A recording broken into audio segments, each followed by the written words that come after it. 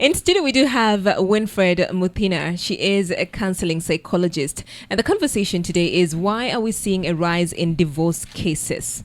A gentleman posted something on TikTok a while back, and he said, welcome to the side of TikTok where we have divorces. We have divorcees in our 30s attempting to heal, provide for our babies, and praying the right one will show up despite the baggage.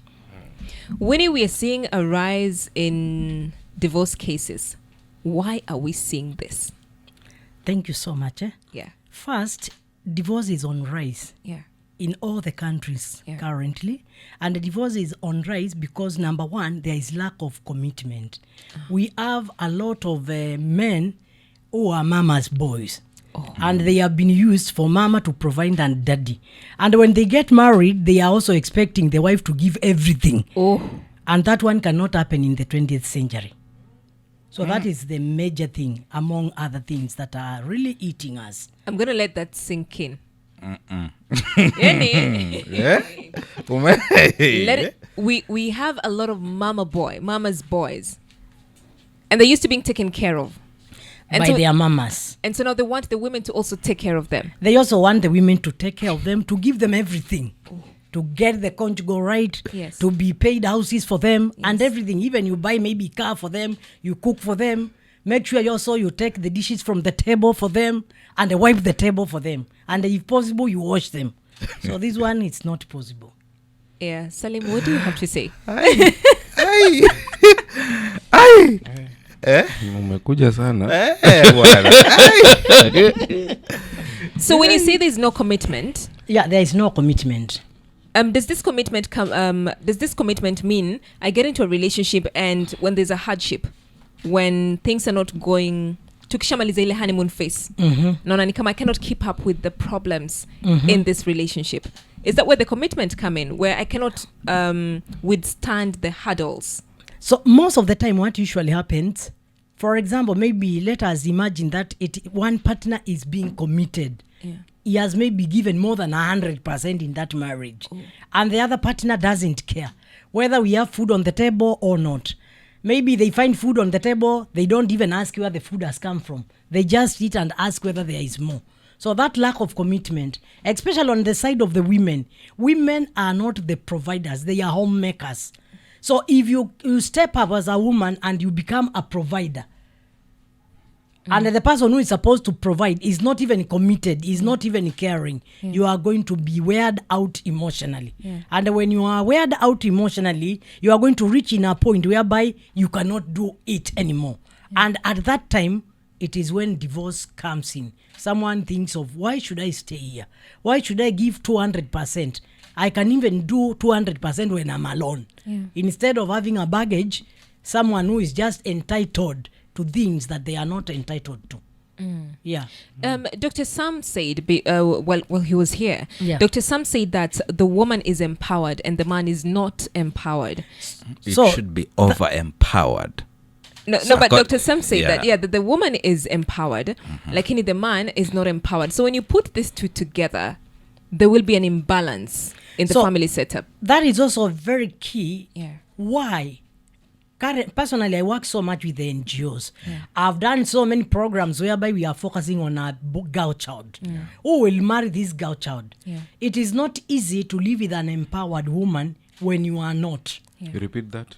It is not easy for a man to live with an empowered woman when men are not empowered. Like, for example, we find so many boys are just having motorbikes.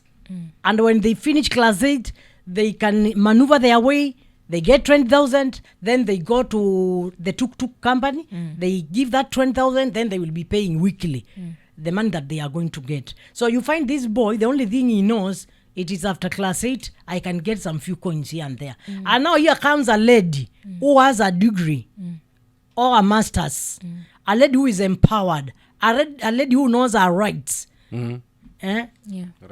A lady who was not a yesterday lady. In the yesterday, the women were just homemakers and we were staying in the house. And we could appreciate whatever has been brought for us, whether we like it or not. If they have just brought omena, we will cook and be contented because you Nini cannot chakula. get something anywhere. But now, you cannot give me an omena when I can afford a T-bone and it is the one that I want. And I want it steamed. And I have the money. So that can also be an issue. And also, when we go back a little bit, I remember, if you can go back to the time of Kibaki, I remember Kibaki said he was taken to school because he was the youngest and he looked like he's the only boy who was young. Those days, they really valued educating a man. But, when you educate a woman, you have educated the whole world. But now, I have been even thinking we need also to have an organization that needs to focus on a boy child. Yeah. Because the more we have focused on the girls, we have empowered them and it is good. And we will keep on empowering girls. Yeah. For me, I will also keep on empowering girls.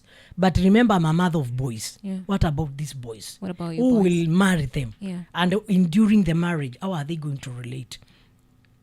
How are they going to relate? I was listening to another preacher. He was saying he almost broke with his wife when they came from honeymoon just because of petty things. He could go take coffee and leave the coffee cup on the table. And the lady would ask the pastor, why are you leaving this cup here? You had the authenticity of going to pick the cup and putting the tea, and then you are leaving it for me here. And they could quarrel so much when they were going to church in the morning, and the pastor is supposed to go and preach. Yeah. So it really was an issue. And if they could not have sought for help, that marriage could not have stood. But Winfred, Yeah. why am I forgetting? So we have the man, and we say that the role of a man is to the man provides, the woman is a homemaker. As things progress, you find these roles changing, right? But they shouldn't change, should they? So as a woman, with that example that you've given now, who you pastor, just because I'm empowered, just because I'm making a certain amount of money, just because I know my rights, doesn't mean that when I get to the house, now all of a sudden I need to stop being the woman and understanding my role as a woman. Should we then now look at what is the role of a woman in a marriage? Like, are we forgetting our role just because tunafil ni kama, yes, I have my money, I'm empowered, you cannot leave that? What's the problem with taking that cup? No, even before we talk about the cup, Yeah. it takes two to tango. Okay. It takes two to tango. You have your part to play, and I have my part to play. So let's talk about the parts. Yes. Yeah. Like the part where what role should the man play? What role should the woman play? Before even we mention any other role, Yeah. the major role for a man is to provide. Okay. Bring food on the table. Then, after you bring food on the table, another work for a man, it's supposed to be an husband. When we are talking about husbandry, even on agriculture, you are talking of removing stones on that soil. You are talking on adding manure on that soil. You are talking about giving the manure with the right pH, because you know the dignity of each person is unique. So the way my husband is supposed to treat me is not the way your husband is supposed to treat you. Like, for example, I'm a Saguin. I need life the happy way. Maybe you are a phlegmatic. You are just a wife material. You are just there. Whatever is brought, you are satisfied. So a husband needs to take care of a woman. He needs to dig and remove the stones. Whatever is disturbing that woman, it should be sorted at the fingertip of a man. Yes. And apart from that, the man should make sure he's a kilometer away or away of his wife. Like, for example, if we go maybe to church and we come in the house, I want money to go and buy milk. You should not ask me, we have come from church together. Give me money, you are a man, provide. Yes. Yeah. So you should have that in mind in advance. And also make sure you nurture your woman. Because now another thing is also which makes the marriage to end or to divorce, we usually have, we are coming from different backgrounds. Yeah. So if we don't take time to understand each other, if we don't create time to socialize, if we don't create time to be there for one another, and also to scratch the ego, we are not going to go far. Yeah. Because we are coming from different background. Maybe when he married me, expecting me to behave like his mother. But I'm not his mother. Neither was I brought up by his mother. I'm coming from a different background. I have different values, among other things. So we need to learn each other. By the way, we usually say during the dating time, it is a time to take data. And most of the people are not taking data. They are just eating chips and the cuckoo, among other things, and the pizza, and taking snapshots, and sharing and in TikTok and Twitter. Okay. So you forget the main thing. Dating is the time for taking data. And you enter in marriage without knowing the person that you are getting married to. It is not about the six-pack of that man. It is about... It is not about the figure eight of the lady. Yes. It is not about the makeup. What about when the makeup is not on me? Yes. Will you be able to condone that face of mine? Siwezi. Yes. What if you go and find I'm very careless, I don't make up bed? Especially with the professional women. Whatever you expect from a professional woman is not what we are going to expect from a house help. Yeah, we are busy. We are rushing to go and do presentation on the radio. We are rushing maybe to go and train. So you don't expect me to behave like a lady who is there 24/7, scratching sufurias and washing the floor. Yeah. And also you are not going to fix a lady who has money. Oh. Nikupembeleze unipe 100. Na mimi niko labda na milioni 1 ama nusu milioni kwa account. So let us be in alignment and understand the type of woman you've married. Kimedhoka leo. Leo kimedhoka. Yani fireworks. Sasa niko na swali. Ngoja kwanza Salim. Winfred amesema, because I want us to be balanced. Amesema the man, what the man should do, right? Now let's look at the woman. So now if I can align a little bit with what the Bible says, a woman is supposed to submit. And it is very easy to submit to a man who loves you. It just comes automatic. A man who provides you for you. A man who brings that baby in you. You will always submit automatically. Providing is love. Kumbe. Of course. Okay. You're taking care of my needs. Why would I disrespect you? Yeah, under which ground? Yeah. I'll just submit automatically. So yeah, ladies ni hiyo moja tu, just submitting. When you submit, everything just comes in line with whatever you want to. Kuko na mzigo and for a lady to submit, the man has to you have to do something. You have to be a husband. Yes. Take care of for me. You to be a wife is to submit only. To submit, when I submit, everything is come in alignment. Yes. No, na kweli Mungu amemuumbia mwanaume mateso. Sasa aya, swali langu linakuja hapa. There was a time huko umesema old stone age. Na sasa hivi tuko 21st century. Huko nyuma kuna wakati wazee wanakaa na Gona, wanakaa na Miriam, wanakaa na Barisa na Winfred, that bwana ndoa iko na 1 2 3 4 5 6 7. Mnaita sijui ni nini hiyo, unyagoni sijui whatever hizo vitu. But nowadays it's like the current generation, kuanzia hawa millennials hapo, they have their own way of living. Ukitaka kumwambia kwamba ndoa iko hivi na hivi na hivi, mimi maisha yangu yako hivi, na yule mwenye ananitaka lazima aende hivi, kama hataenda hivi haita work.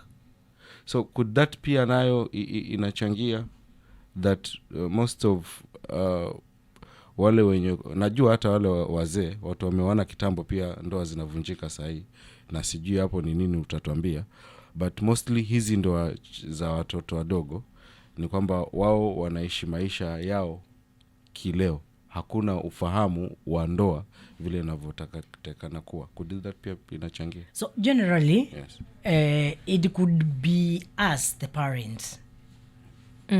As the parents. So it goes back to parenting. Parenting is very crucial. Yeah. So for example, kama nimeona mamangu amshughulikii babangu na wanazozana. So what am I expecting? There is that subconscious mind. Yeah. The unconscious part of the brain. It is the one which controls us much.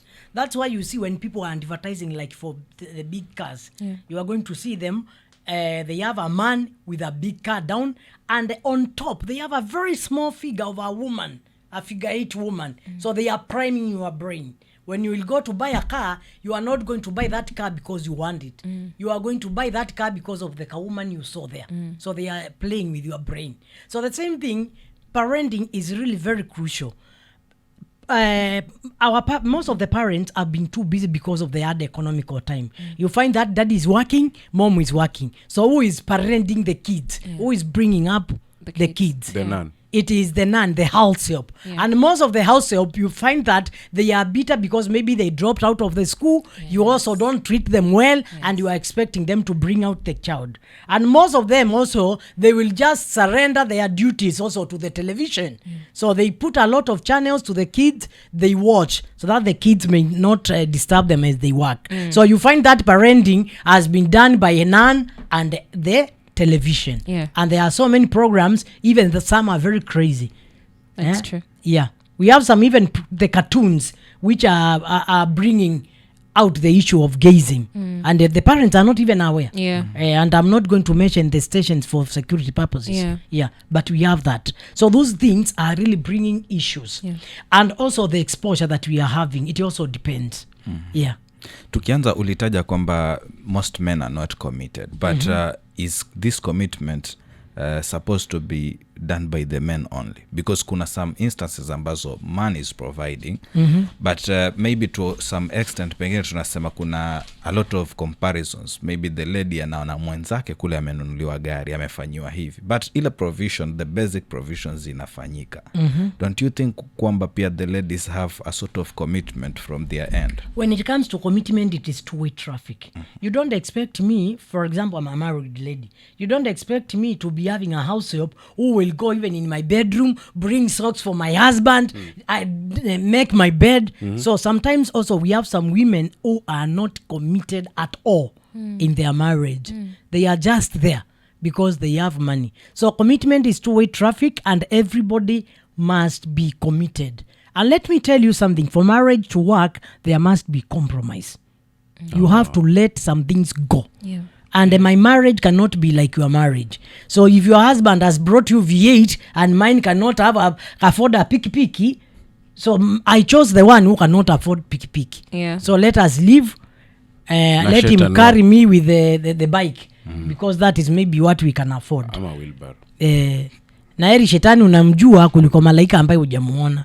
So just stick with your devil, because you are the one who chose that devil. Winfred. I want to take you back, Winfred. I want to take you back to the dating scene, because you said while we're dating, it's time to take stock. You know, ulize the right questions. So while you're dating somebody, what should we be looking out for? Because then the Bible says that you get married to somebody who you're equally yoked to. Apa tukianza, and I'm trying to find that person that I'm equally yoked to. What questions should people ask? And what questions unapatanga watu hawaulizi? And then they end up in this marriage, and then 2 years, 3 years down the line, they separate. So most of the time, like, everybody has their own passion before marriage. Like, for example, you want to be the best maybe radio presenter, or maybe a presenter in the world. So there are some things that you will need to do, maybe more reading, more exposure. And now when you are dating, you don't tell the person you are intending to get married to about your aspiration, about your career, where you are seeing yourself maybe in the next 5 years, despite the marriage. So when you get inside the marriage, now it is when you start saying, I wanted to do this. So the person, maybe when they were getting married to you, they wanted you maybe to step down from your work and be a good house help. You be cooking tea for them, washing clothes for them, bringing up the kids for them, and just be there. If you want, maybe you watch the television and sleep, they will provide for you. But that is not what is within yourself. So it is always good maybe to talk about your career, what you want to do, what you want to pursue, where you see yourself maybe in the next few years. How you would like him to relate with your friends, how you would like him maybe to relate with your parents, among other things. So it is good to talk when you are dating. And most of the people don't talk. And sometimes it is better a broken engagement than a broken marriage. Because now when you talk, or when you are taking that data, you may find that this person, we cannot go far. And then maybe you stop that engagement during the dating time. Than just being there eating chips, just going to swing and having fun and not taking data. And most of the time we are coming from different background. It is good when we are dating, let the man know your background and maybe also whatever you have gone through. Because when we are getting married, we come with our baggages. Yeah. I'm coming with bitterness. I'm coming with, my mother was divorced. So I am thinking this man may divorce me at 20. Yeah. Even after we have stayed together, maybe he was divorced and everything was taken away from him. He was even done abuse. So I am dating with this man and I'm somehow suspicious because of what happened in our past. Yeah. Maybe also I was engaged to another man. I took a loan. We built a house at their place, and then the engagement broke. So it is good to talk about where we are coming from during dating, where he is coming from, the challenges he has gone through, so that we may know how we can accommodate each other. Yeah. All right, we are speaking to Winfred Muthina. She's a counseling psychologist, and we're looking at why we're seeing a rise in divorce cases. A lot of hard truth, I'm going to say, a lot of hard truth here. What question do you have? 0700917917. Good morning. Thank you for tuning in. And to everybody who's listening in, asanteni. Kuna watu wanasema? Watu naona wanatumia quotes hapa za kwamba women are homemakers. Yes. They are not providers. Indeed, women are homemakers and we are not providers. But Winfred, we've mentioned a few areas, like factors that contribute to divorce. Would getting married young contribute to that? Yes. Most of the people are getting married very young without even knowing what they want. So generally, when people get married when they are below 28, that is, there are some people will get married to 20, others at 18. Most of those marriage, by the time they are 10 years, they divorce. Not all of them, but most of them. Why? Because they have not matured. Like a man's brain will mature at 25, fully mature at 25. So imagine you've married when you are not mature, you are also a baby, you are not even ready for marriage. Marriage is a journey, and it is to be walked by mature people. So there is a research that was done, and it showed that people who marry at least from 28 to 32, at that point, their marriage lasts long because they have matured. But there are some marriage also whereby people marry when they are young and they leave. Yeah. But most of the young married, they are not mature and are not ready for marriage. Is it they are just being pushed by lust. Roho mtaka kitu.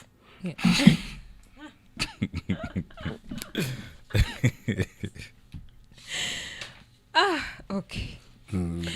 Is it because now when you 28 to 35 has done 32. The work 32 28 or 28 to 32. Is it because at that age they've done some work on themselves and also they have matured? Okay. And they are not just getting in because their friend did so. Yeah Most of them, they have matured.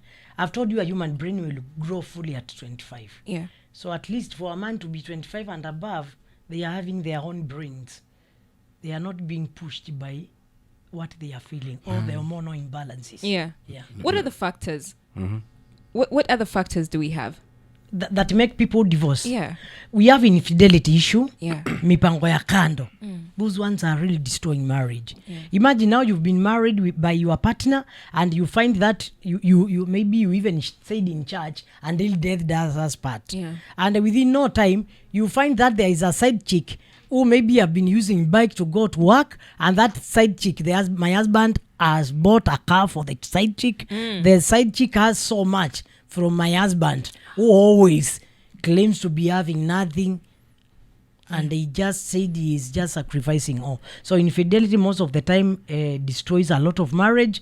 You find that people will find that it is not easy to stay with the person who has destroyed you.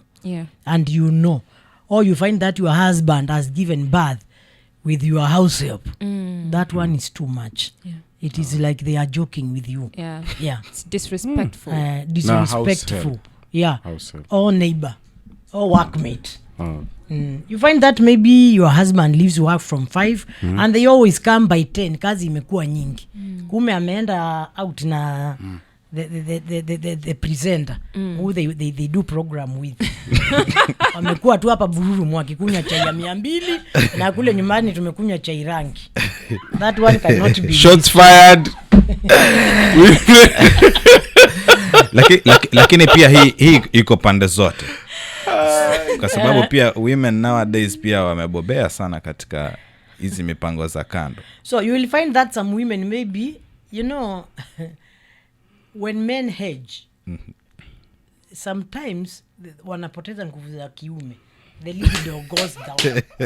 And now when it comes to the ladies, yes, when they become the age of 30 and above, it is when their libido goes high. That is 37 to 40?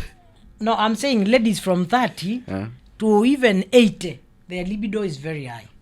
And now with men, they start very high. Their libido starts being very high at 20. And by the time they come to 60, among other ages there, you find that it is so low. So it is opposite. The ladies are going high, the men are going down. And now the men also, maybe he has low libido, he's not providing, he is having a lot of issues. Now the marriage. So there are some who will not leave their marriage, women, because of the status of the community. But maybe now they opt for that other option. But very few. Could we contribute women also leaving their marriages? I was listening to a podcast, and this lady says that when you have money, just by the fact that I can financially sustain myself, I'm able to make certain choices. So if I'm in this marriage that I feel like is frustrating me, I'm able to pack up and leave because I have my own. Could financial independence be one of the reasons that's contributing to divorces, especially among women? It could be a trigger. So if you are not taking care of me and I have money, why should I stay with you? That is what many people are saying.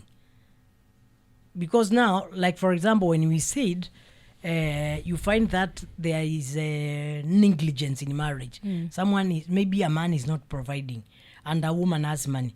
I do counseling. So I've found so many women who are saying, my husband is not active in bed, my husband is not paying school fees, I'm paying school fees, I'm paying the house help, why should I stay in the marriage? So you find that. And also, nowadays it is very easy when we are following the court process. It's not like the old times. Anybody can initiate divorce. Kitambo, it was only men who initiated divorce. But now even a lady can initiate divorce. Aseme tu amtaki. And you cannot force two people to live together.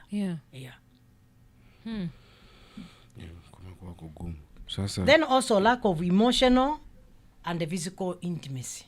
If we are not connecting, you know, in the first place, what makes people to marry is that connecting. Remember when you are dating, you could say the whole night, hi, me, you there.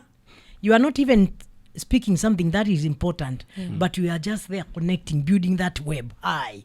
Then the other person throws the web. Hi, me, you there. You are talking nonsense, but you could keep on connecting up to midnight. Now you find that now after we get married, we are no longer having time to communicate. There is a lot of emotional and a physical intimacy that is not there. And when it's not there, it is like the grease. We are not having the grease for the tile to move on. And it is going to have a lot of friction. Winfred, some people would say that they spent a lot of time during the dating stage while they're courting you. Now, it's called kuwinda, sindio? Yes, and now they've found you. So why do they need to invest? I hear people say this a lot. That why do I need to also invest after marriage? Why do we need to go for dates? So why do we need to, connect emotionally? I already found you're my wife, so... There is something that maybe men may forget. A woman need to be talked to all the time. And if you are not talking to your woman, someone will be talking to them.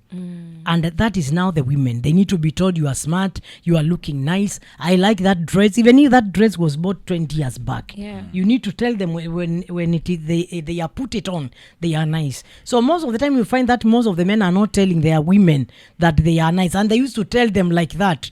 Send me the photo That dress looks so nice on you. Now we are here physically and you are not even seeing the dress. I have gone to the salon, you've not seen that I have made my hair. So such things are really issue. I do not need to see. You need to see and tell me. And if it is possible, say it severally. Women love the people who speak to them. And now you find maybe your lady is a secretary. You don't tell them. The boss is there. Hi Miriam, looking nice. I like your hair. I like your lipstick. Your eyeshadows are nice. You see? And the husband has never seen. And remember, we are spending 8 hours at work all the time. So remember, you may lose your person not because you are not good, but because you are not communicating. Communication is very key. And if you are not there is communication breakdown, the bitterness is going to come in, sadness, loneliness, and then that one may invite infidelity. So be careful. Men talk. Talk to your lady. Tuwaongeleshe. All the time. Sweet talk, not just talking. Use that sweet voice that you used to use when you are dating us. Salim ule mfano wako wa samaki ukivua sijui nini. Ameutoa. Hadi samaki ukivua mpike. Utampika saa ngapi? Mwongeleshe huyo samaki. Okay. I think there's a lot to unpack when it comes to the dating scene, but also I want us to, because you see, as a woman, women have responsibilities, and then the man also has responsibilities for this to work. Because we've understood the rise in divorce cases. For our union to work, what needs to happen? Everybody need to stick to their lane. Okay. Yeah. Now, and I'll take you back to the woman who's empowered, and the woman who's empowered, educated, and you said it's very difficult to date a woman who's, there's something you said, who's financially stable. There's a word you used. The woman who's empowered, financially stable, all that, has their career going. When you come to this family setup, what do I need to do so that I may take care of this man who's now here and is providing, is a husband? What's my role as a woman? Call you husband. You've talked about submitting, but can you break bits of that down? So generally, as a woman, it is your responsibility to make sure that your man feels special. There are some people who even have a special seat for the husband in the house. Even the kids knows he kid in your daddy.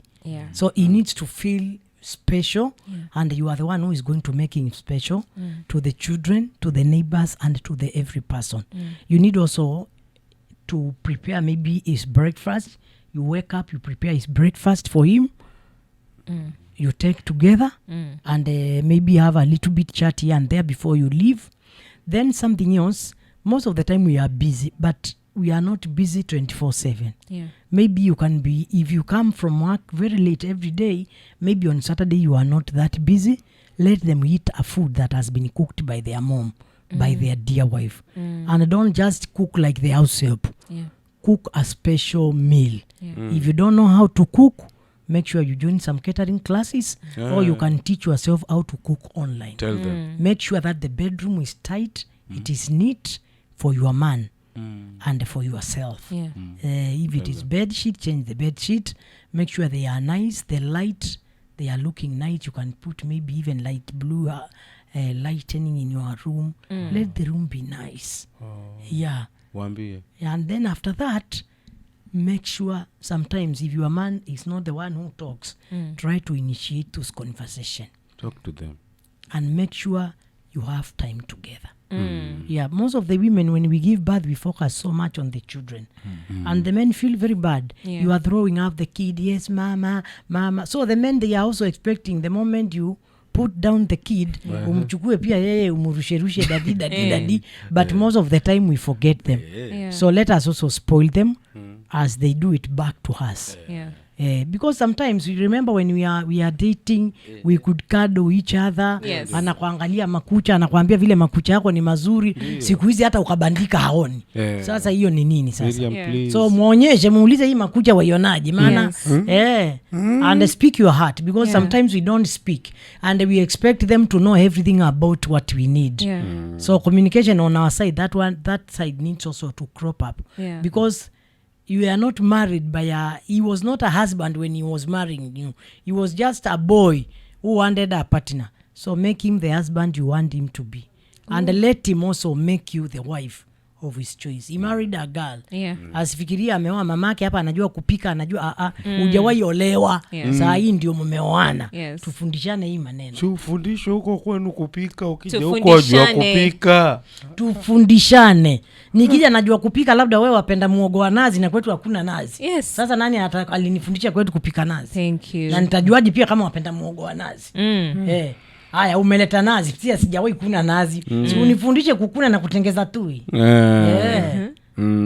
Ndio tuanzie hapo ndugu yangu. Nimekuelewa. We're working on Salim's marriage. yangu iko tight. Iko stable. We're working on things. Iko tight. We've been speaking to Winfred Muthina. Winfred, thank you so much. Thank you so much. We have learned. We'll ask the right questions during the dating stage. Gona na mimi. Yeah. For those people, what? Na hapa pati ya mwisho yenye amezungumza. Gani? Hii ya mwisho amesema tarume sahau hii. Gani hiyo? Ya kutuambia maneno mazuri. Kita bedroom kwa vizuri. So that happens when the man is already amesema pia wewe ufanye bidii ndio. But that happens when Miriam message delivered. Kwani are you the one who's going to marry me? Mimi simesema nataka kuongeza. Leave it alone. Winfred, thank you so much.